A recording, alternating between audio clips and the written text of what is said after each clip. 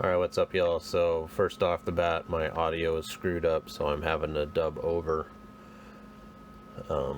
This video is about making a frankin-starter for the Yamaha Warrior 1700s. The problem I was having when pressing the starter button, the bike would hang up, roar, roar, roar. Sometimes it would be so bad that it would kill my clock, and worse, would kill my trip meter. Obviously, well, at least I use my trip meter to gauge my fuel and all that stuff. So I was digging around on the forums, and one of the things that came up was premature magnet failure inside the Warrior starter. So I tore my starter apart. All the magnets look fine. I tested the armature, everything there was fine. And I even replaced the brushes, which I did that unnecessarily as far as I'm concerned, because the brushes still look great. Another thing I did was replace the wires with the 4-gauge wires. That didn't help. And 2 new batteries, that didn't help either. So I found a guy that took a Yamaha Raider 1900 starter, took out the center body, which is the field magnets, and used that field magnet on the Warrior field. On the Warrior starter. The Warrior starter has 5 magnets, and the Raider has 4 magnets, but it worked out for this guy, so I'm gonna try it because a new Warrior starter is close to $500, and it's an obsolete part. The part number for the Raider starter I got from DB Electrical. That's Delta Baker Electrical. Part number 1 Delta 7-81890-01-00.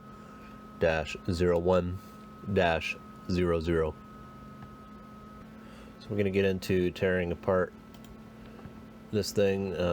First, there's a small retainer clip on front of the gear here.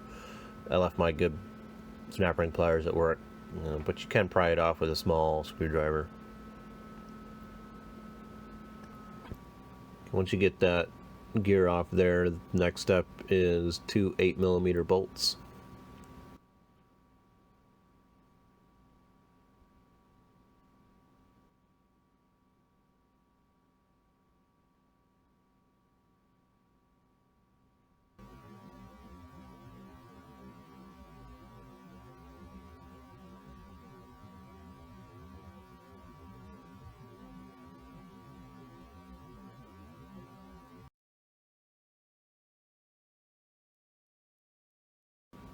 And the front cap just pops right off.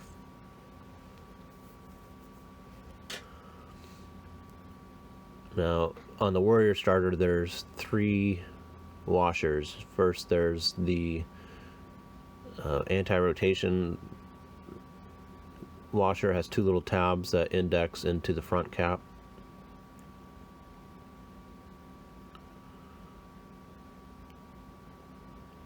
Second is a thrust washer, or a spacer, and then finally there is a small spring washer, very thin, and then on the armature there's another retaining clip, but you don't have to remove that. So I'll pull the armature from the brush cap. Obviously the brushes will all pop out of the retainers. There's going to be a trick to reinstalling those. I'll show you once we go to put that in.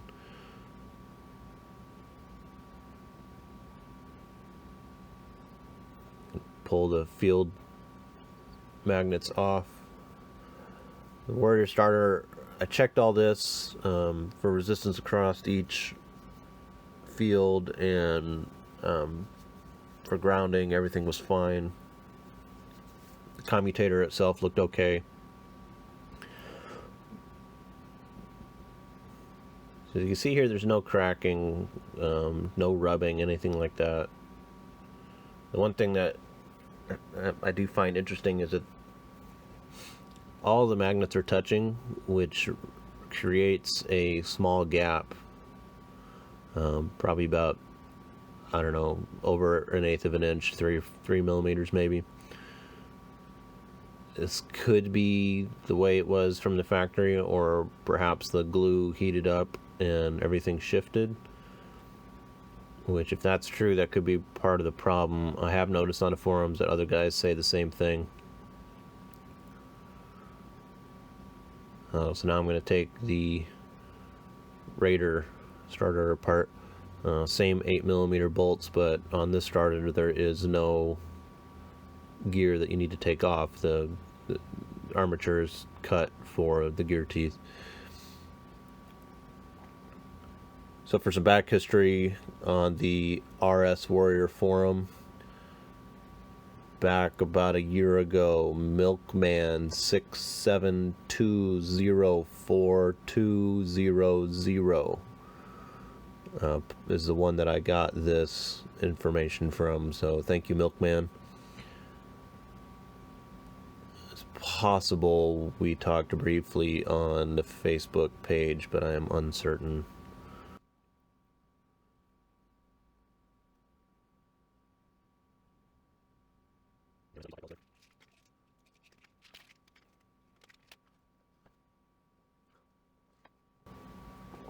The Raider starter doesn't have any extra washers or anything like that, and it has a different seal bearing arrangement.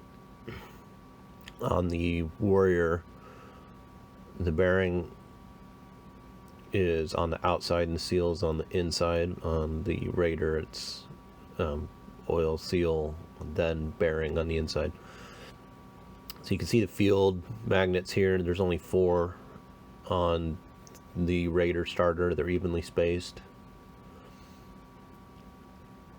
But here's what's critical. The 2 field areas, they're the exact same size. The difference being, again, that the Warrior has 5 magnets, whereas the Raider has 4. At the very least, the magnets should be hopefully stronger, because it's an unused item yet, so the heat hasn't gotten to it.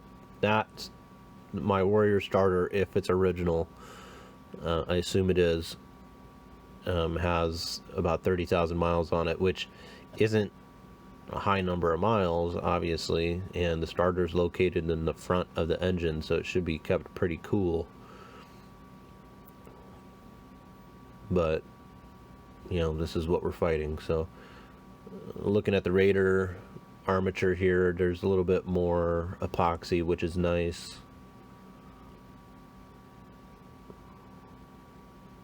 But it doesn't really matter because I can't use any of that. Has the same 2 wash, small little O-ring, square O-ring washers. So here I'm putting the Warrior field back onto the Raider starter. I'm just going to put all this together, set it off to the side. And there's a little indexing cut in the field housing. You can kind of see it in frame there on the Warrior field housing. You can see my Leatherman. There's a small square cut out, and that indexes into the bottom plate where the power lug isolator is, so it'll index onto that. Just want to get the now Franken Raider starter bolted back together and toss it in the box.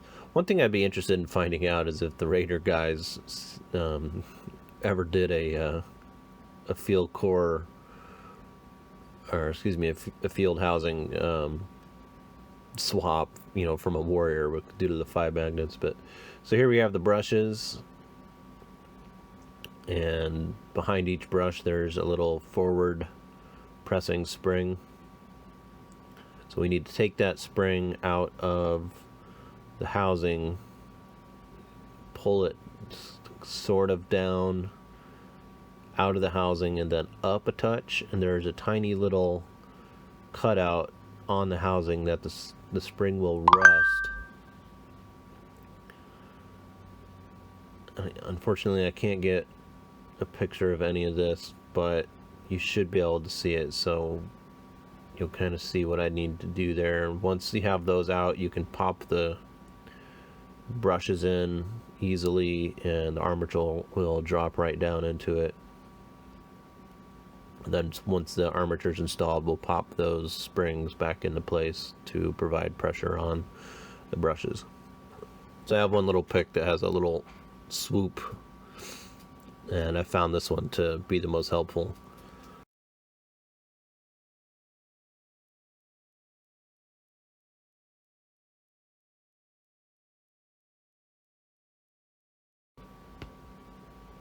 Okay, I've popped the armature down in there, and now I'm flicking the brush spring back into position so it provides tension on the brushes.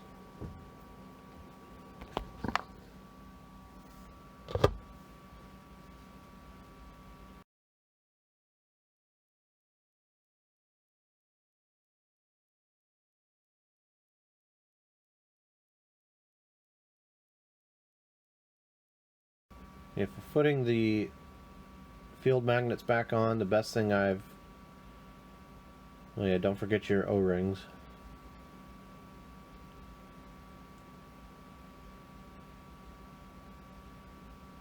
And the notch on the field casing, that will go down towards the end cap with the brushes in it.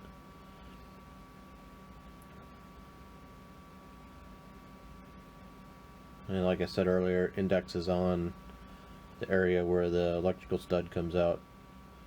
So the best thing I've found to do is to hold strong pressure on the armature and start bringing the field casing down.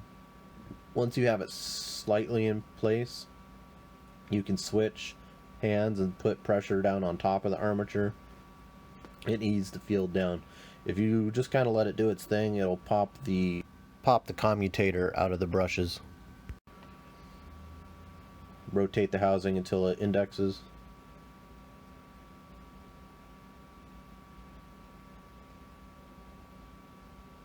And we're doing our spring stack up, or our washer stack up, spring washer, thrust washer.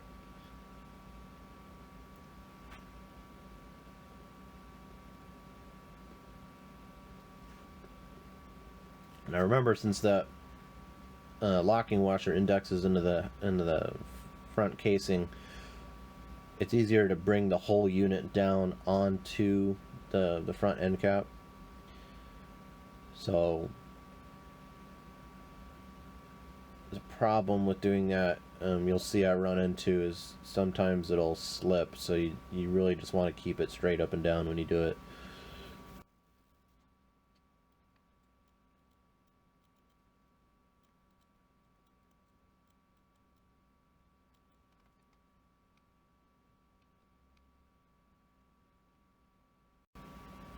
So now that I've tightened it down, I can't rotate it, which means that that locking washer has slipped out of position.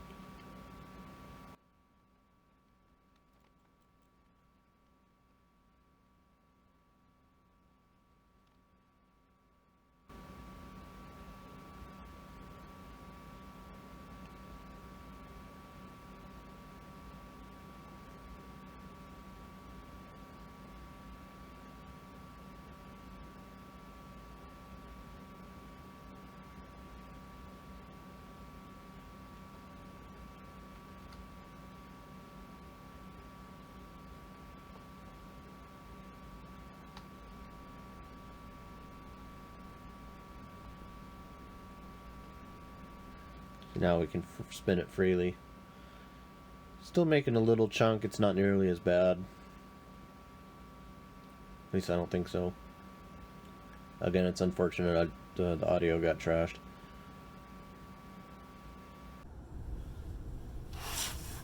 Alright, so we're going to put the starter back in. One thing I didn't mention is the book tells you to remove this oil line, and I've found that if you just take your time with it, you don't have to.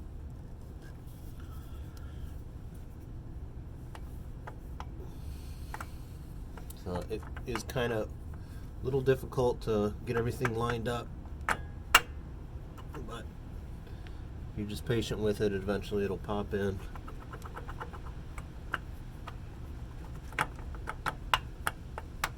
Okay. Just like that. Easy, easy.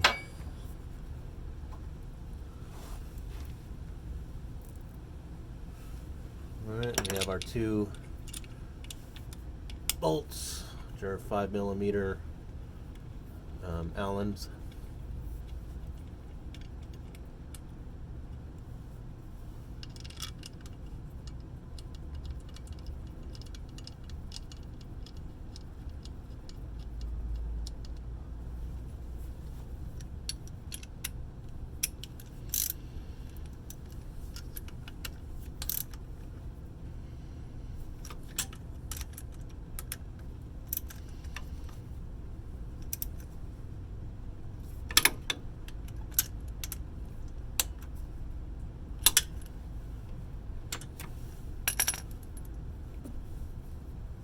Oh.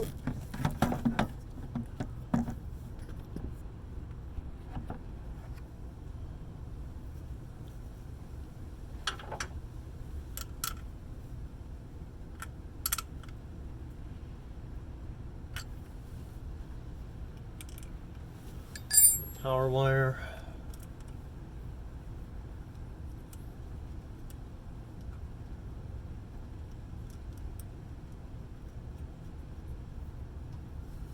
Like I mentioned, here's my nice heavy 4-gauge, no oxygen, heavy stranded, well, multi-stranded wire. It's actually audio amplifier power wire, which seems to be the best stuff.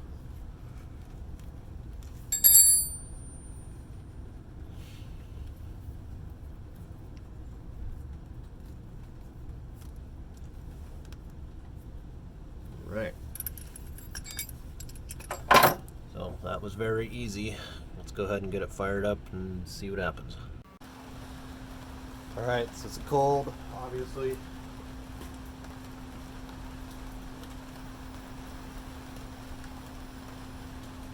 Turn it on. Switch it on.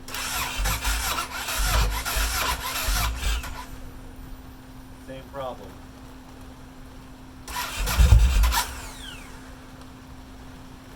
And it has wiped out my clock.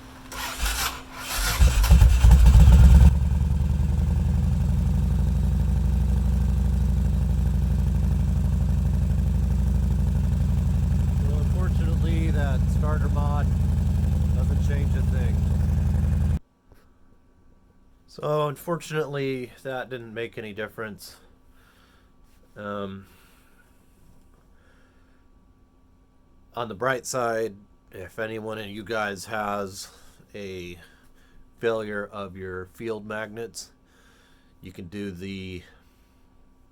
buy a whole 1900 Raider starter, do the swap, and save yourself about $400. Obviously, it still started. It wasn't any harder to start than it has been normally. So I'm inclined to think that anyone would be just fine. And in fact,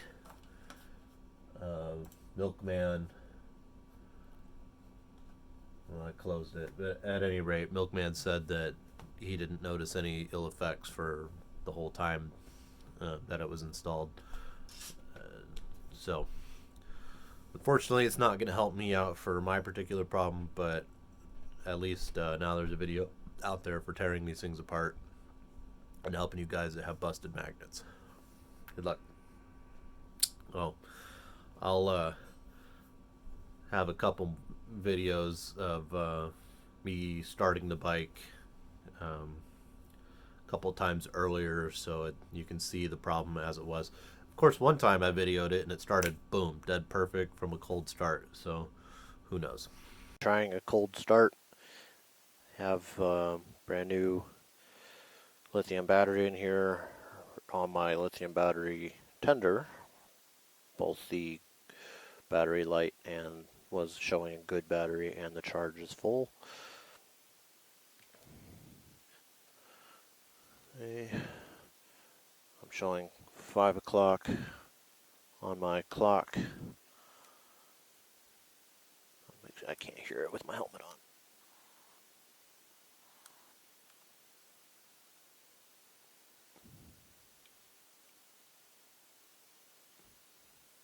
Well, I assume the fuel pump's priming. Normally it does. I've never had it not. I just can't hear it with my helmet on. Yeah. Of course, fires right up this time. Alright.